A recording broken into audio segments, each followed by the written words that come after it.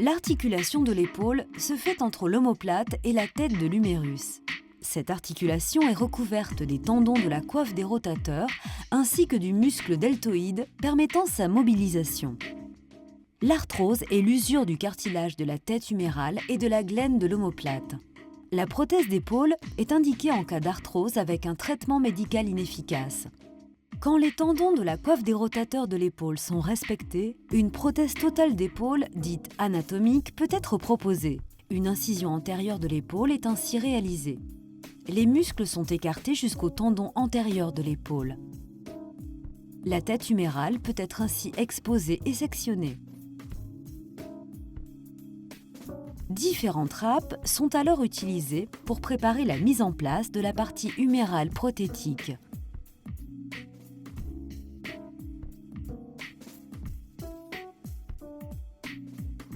La glène de l'omoplate est ensuite exposée. L'os reçoit alors une préparation spécifique et le passage de différentes fraises.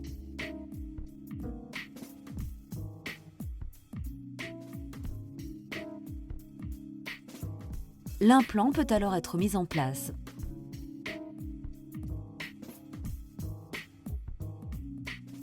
La prothèse est alors réduite. Une immobilisation de 3 semaines ainsi qu'une rééducation précoce permettent de retrouver les amplitudes de l'épaule normales et indolores.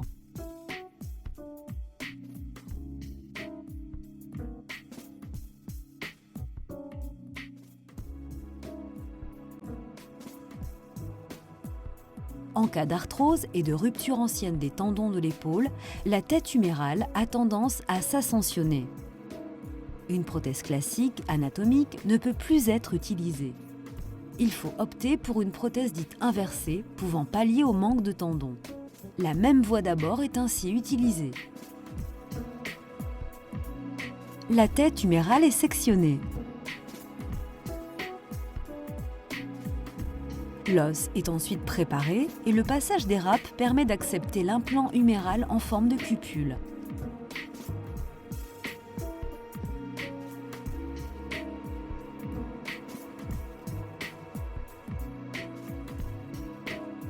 La partie articulaire de l'omoplate, appelée glène, est ensuite exposée.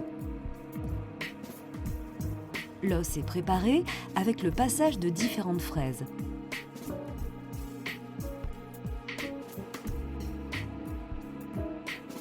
Cette préparation permet ensuite la mise en place d'un implant non cimenté fixé par 4 vis.